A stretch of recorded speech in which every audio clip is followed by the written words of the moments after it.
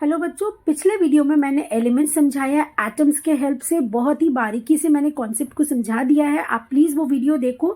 This is the second video to that. इसमें I will do compound. इसमें compound को valency के help से समझाऊंगी मैं, बट वैलेंसी को भी बेसिक तरीके से समझ के नेक्स्ट वीडियो में कंपाउंड अच्छे से समझेंगे। इस वीडियो के बाद वैलेंसी में आपका कोई डाउट नहीं रहेगा। चलिए, अब ये सब जो मैंने एक कॉमन सा लिखा है ये सारे कंपाउंड्स हैं। तो यहाँ पे देखो आप, वाटर में आपको क्या दिख रहा है? H2O। तो दुनिया का कोई भी वाटर उठाओ, उसका कॉम्पोजिशन तो यही रहेगा, H2O।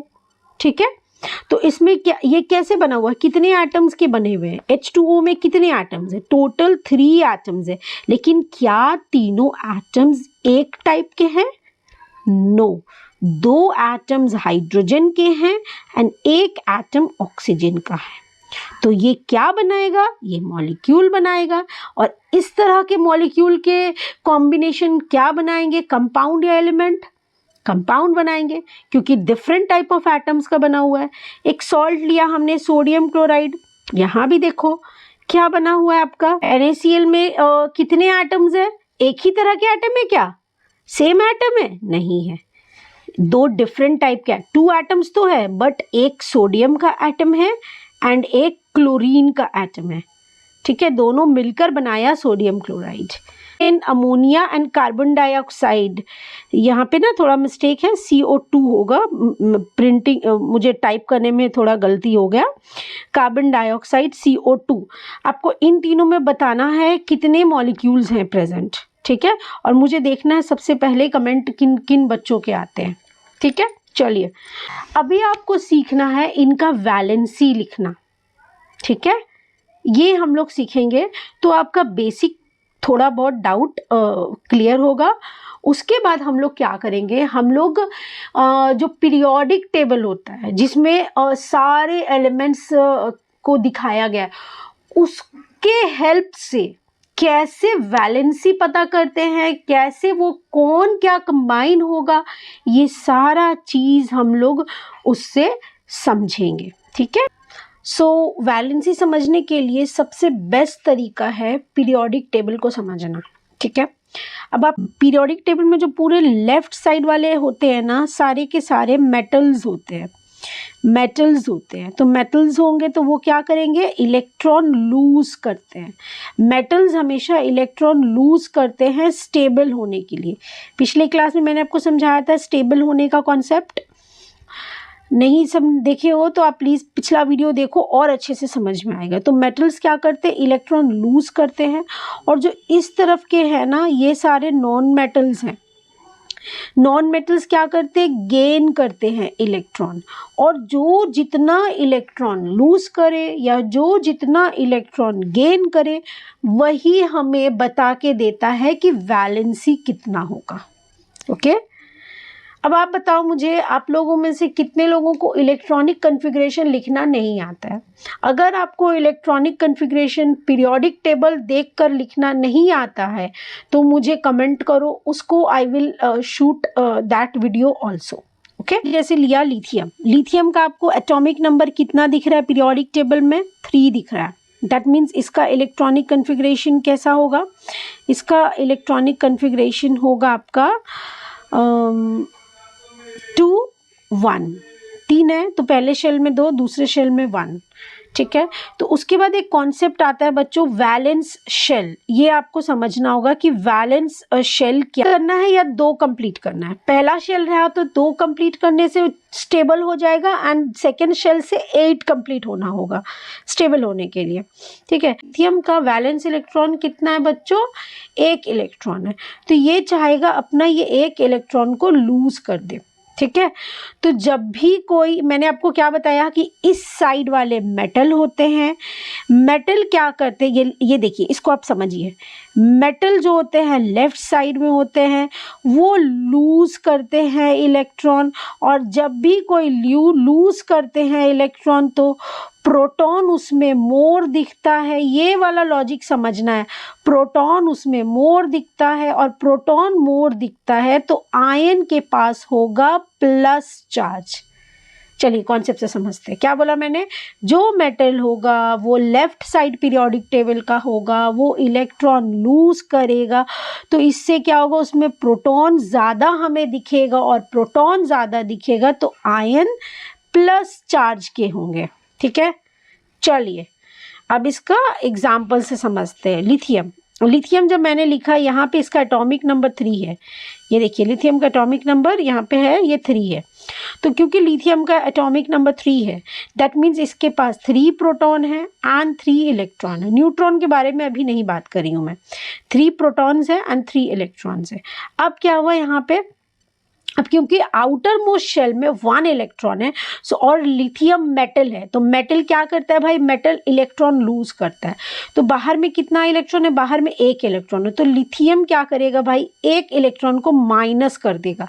जैसे ही माइनस किया, ये जो बना, इसके पास क्या होगा आप बताइए, प्रोटॉन तो 3 ही रहेगा, बट इलेक्ट्रॉन कितना हो जाएगा, क्योंकि एक उसने लूज किया है, करेक्ट। इसके पास 2 आपका इलेक्ट्रॉन हो जाएगा, 2 इलेक्ट्रॉन हो जाएगा। तो अगर 2 इलेक्ट्रॉन हो गया, तो अब बताइए इसके पास क्या चीज एक्स्ट्रा है, माइनस एक्स्ट्रा है या प्लस एक्स्ट्रा है, 1 प्लस एक्स्ट्रा है। दैट्स वाई लिथियम के ऊपर हम लोग 1 प्लस देते हैं। आई होप आपको क्लियर हुआ होगा कि प्लस क्यों आता है लॉस के बाद। ये मेटल होता है, ठीक है। और ये जो ऊपर में लिखते हैं ना, यही इसका वैलेंसी होता है। और मेटल देखिए, चलिए यहाँ से देखिए कौन सा लेते हैं आप बताइए। चलिए मैग्नीशियम लेते हैं। अब अगर हम लोग मैग्नीशियम लेंगे, चलिए वही लॉजिक, मैग्नीशियम का होता है 12 को हम लोग कैसे लिखेंगे, इलेक्ट्रॉनिक कन्फिग्रेशन 8, 2 और 8 हो गया 10, उसके बाद 2। आपके दिमाग में आया होगा कि 2 1 करके आगे क्यों नहीं गए। देखो बच्चों, सेकंड शेल में हर शेल का कैपेसिटी, सेकंड शेल से जितने शेल है 8 इलेक्ट्रॉन लेने का कैपेसिटी होता है। तो जब तक हम उसको 8 फिल नहीं करेंगे, हम आगे नहीं बढ़ेंगे। चलिए, तो 2 8 2 कितना आया हमारा, 2 8 2। तो इसमें आउटर मोस्ट वैलेंस शेल में कितना इलेक्ट्रॉन है, करेक्ट 2 इलेक्ट्रॉन है। तो अभी जब कुछ के आउटर मोस्ट शेल में 2 है, तो ये 2 लूज करेगा, ठीक है। तो चलिए, मेटल मैग्नीशियम ने क्या किया, 2 इलेक्ट्रॉन लूज किया, ठीक है। मेटल मैग्नीशियम में पहले इसके पास 12 प्रोटॉन्स एंड 12 इलेक्ट्रॉन्स थे, फिर इसने 2 इलेक्ट्रॉन लूज किया। क्यों, क्योंकि ये मेटल है। तो मेटल 2 इलेक्ट्रॉन लूज किया, तो इसके ऊपर क्या चार्ज आएगा वो देखो। प्रोटॉन तो 12 का 12 ही रहेगा, बट इलेक्ट्रॉन्स कितना हो जाएगा, 10 इलेक्ट्रॉन्स हो जाएगा, ठीक है। तो क्योंकि 10 इलेक्ट्रॉन्स हो गया, 2 इलेक्ट्रॉन कम है एंड 2 पॉजिटिव ज़्यादा है, दैट्स वाई वी गिव 2+। इस तरीके से वैलेंसी चार्ट में आप देखोगे, सारे जितने प्लस बने हैं ना, आपको समझना होगा उतना इलेक्ट्रॉन्स उन लोगों ने लूज किया है, ठीक है। नेक्स्ट, अब थोड़ा सा नॉन मेटल को समझते हैं। नॉन मेटल का कहाँ पे होगा, नॉन मेटल का क्या कौन, चलिए अब इस पीरियोडिक टेबल में देखिए नॉन मेटल कहाँ पे है, यहाँ पे कॉर्नर में है, एक्सट्रीम कॉर्नर में है, ये वाले जगह पे, ये वाले जगह पे है। तो ये वाले जगह पे आपको क्या क्या दिख रहा है, चलिए कोई एक लेते हैं, चलिए क्लोरीन ले लेते हैं। क्लोरीन का एटॉमिक नंबर कितना है हमारा, एटॉमिक नंबर है 17। चलिए अब क्लोरीन का अगर हम लोग लिखते हैं इलेक्ट्रॉनिक कन्फिग्रेशन, तो ये है 2 8 10 हो गया, बचा कितना 17 में से 7। तो वैलेंस शेल में कितना इलेक्ट्रॉन है, 7। और क्लोरीन जो है आपका पीरियोडिक टेबल में कहाँ लाई कर रहा है, क्लोरीन जो है आपका पीरियोडिक टेबल में किधर लाई कर रहा है, वो लाई कर रहा है एक्सट्रीम राइट में, है ना। ये देखिए क्लोरीन आपका इधर लाई कर रहा है। मैंने पहले बताया ये लोग क्या होता है, नॉन मेटल होता है, और नॉन मेटल एकदम मेटल का ऑपोजिट होता है। मेटल इलेक्ट्रॉन लूज करता है, तो नॉन मेटल इलेक्ट्रॉन गेन करता है। अब अपने दिमाग से आप सोचिए, अपने आउटर शेल वैलेंस शेल में स्टेबल होने के लिए इसको 8 करना होगा, 8 इलेक्ट्रॉन करना होगा, और 8 के लिए इसको कितना इलेक्ट्रॉन का ज़रूरत है, 7 है, दैट मीन्स 1 इलेक्ट्रॉन। आप खुद देखो नॉन मेटल क्यों गेन कर रहा है, ये भी आपको क्लियर होगा, क्योंकि इसके वैलेंस शेल में 7 है। तो वैलेंस शेल में अगर 7 रहेगा, तो उसको 8 करने के लिए 1 इलेक्ट्रॉन का ज़रूरत है। तो ये 1 इलेक्ट्रॉन कहीं से इसको मिल जाएगा। जैसे ही इसको कहीं से मिलेगा इलेक्ट्रॉन, तो ये क्या बनेगा। अब आप देखो, इसमें पहले था 17, क्योंकि एटॉमिक नंबर 17 है तो 17 प्रोटॉन एंड 17 इलेक्ट्रॉन था। अभी क्या हुआ, इसने एक इलेक्ट्रॉन गेन कर लिया। जैसे ही गेन किया, क्या गेन किया, नेगेटिव चीज को गेन किया, तो प्रोटॉन तो 17 का 17 रह गया, लेकिन इलेक्ट्रॉन कितना हो गया, 18 इलेक्ट्रॉन हो गया। अब इसके पास क्या एक्स्ट्रा है, जैसे हमने पिछले केस में देखा था, पिछले केस में आपका प्रोटॉन एक्स्ट्रा था, राइट। अभी के केस में इलेक्ट्रॉन एक्स्ट्रा है, तो इलेक्ट्रॉन तो नेगेटिव चार्ज होता है, कितना एक्स्ट्रा, एक extra. That's why we write Cl1-। This is the concept, and ये 1- जो है ये क्लोरीन का वैलेंसी है, ठीक है। तो बस आपको यही याद रखना है कि कहाँ पे क्या हो रहा है। मेटल होगा तो वो लोग इलेक्ट्रॉन लूज करेगा और वो प्लस बनाएगा, नॉन मेटल होगा तो इलेक्ट्रॉन गेन करेगा और वो माइनस बनाएगा, ठीक है। सो नाउ ये वैलेंसी चार्ट में आप, I will give a valency chart in description box, आप लोग उसको देखो, उसको प्रैक्टिस करो पीरियोडिक टेबल के हेल्प से, आपका बहुत सारा डाउट्स क्लियर होगा। एंड देन इसके बाद हम लोग इसके आगे का कॉन्सेप्ट सीखेंगे कि कैसे कंपाउंड बनता है, ठीक है। Thank you.